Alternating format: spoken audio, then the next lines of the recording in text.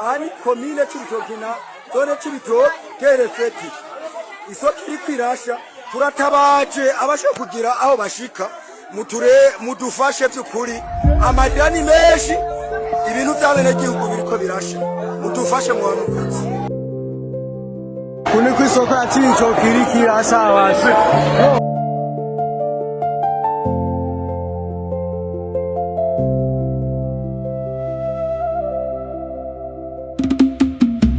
Zari saa 12:30 itariki 29 ukwezi kwa gatanu mwaka wa 2026. Turi mu Cibitoke, turi mu Rugombo. Mu Cibitoke aho zari intara ubu ni komine, isoko nkuru ya kijambere. Babonye yadukamwe umuriro wavuye kuki, umuriro watewe niki, kwera kutazine n'ingoga. Byagenze gute, byatanguye gute, hari bande? Nk'ibisanzwe turi mu Burundi 12:30 saa moya. Abagurishije abataragurisha abariko bararondera ukuntu bataha bashika mu miryango yabo, bamwe bariko barugara, abandi barindiye ko babona y'ijoro.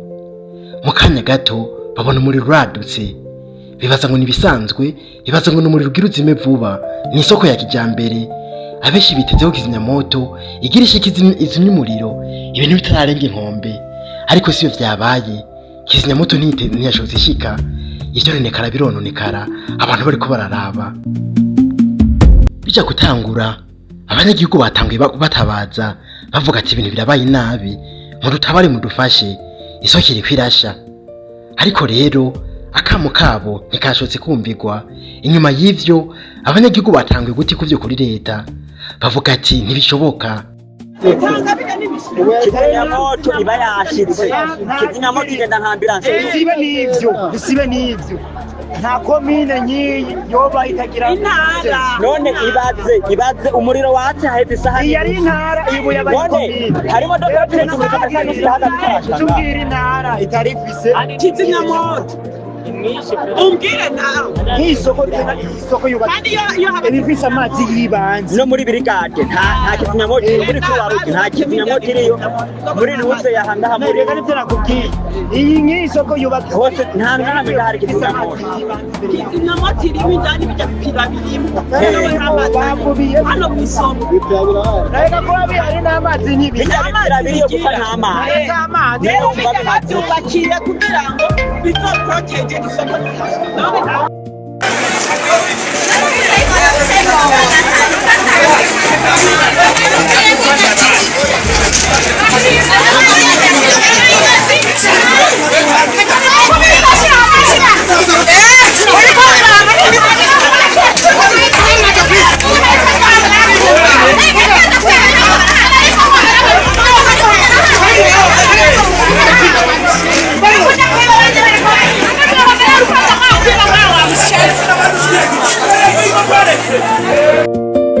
Turahojeje imiryango yahombeye ababuze ivyabo n'ababo.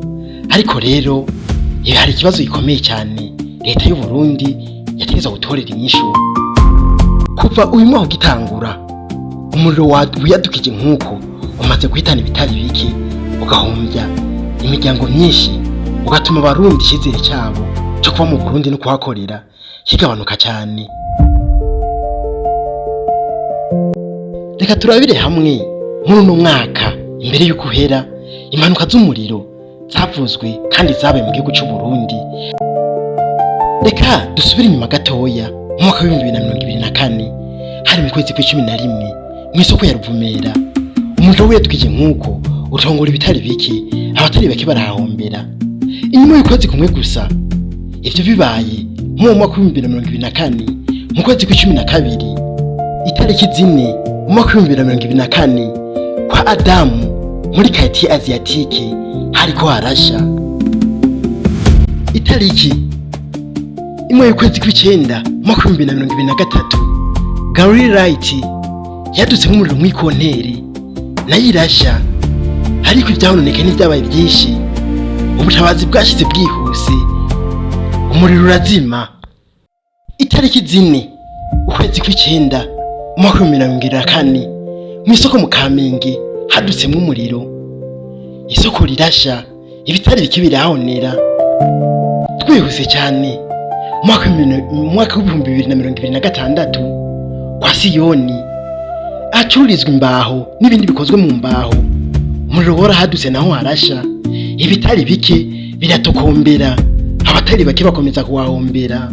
Zari tariki 26 ukwezi kwa mbere umwaka w'ibihumbi 2026, itariki imwe y'ukwa kane uyu mwaka nyene w'ibihumbi 2026, umuriro wiyadukije mu bubiko bw'ibikoresho vya gisirikare hari ku Musaga mw'ikambi.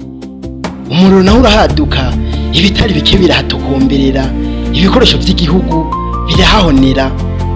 Itariki 7 ukwezi kwa gatanu 2026, isoko nkuru ya Kinama yadutsemwe umuriro, ibintu birasha biratokombera, abatari bake barahahombeye, ibidandazwa eka abandi bagira ibibazo bijanye n'impanuka z'umuriro, ibitari bike birahahonera.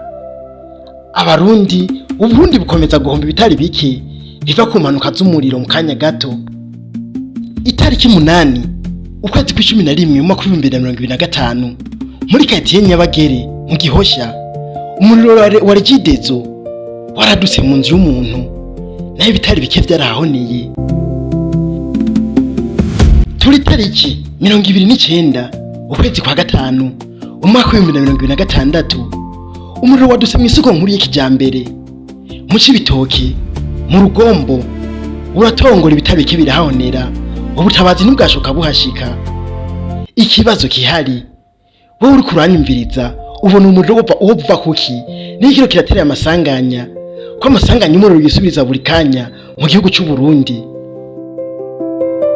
Impungenge zikomeza kugwira no kwiyongera ku banyagihugu, bavuga bati ibi bintu biriko biraduhekura, ibintu by'umuriro kuyadukiza ntibiriko bitera bigabanuka, ahubwo vyisubiriza buri kanya, bikagwira uko bukeye uko bwije, natarashikirwa dufise ubwoba ko hazoshikirwa. Impungenge n'ubwoba bikaba byinshi. Igitekerezo cyawe ni muri commentaire, utubwire uko byumva nico kubaza ko byuba bivako. LifeStory, inkuru, ubuzima n'amateka.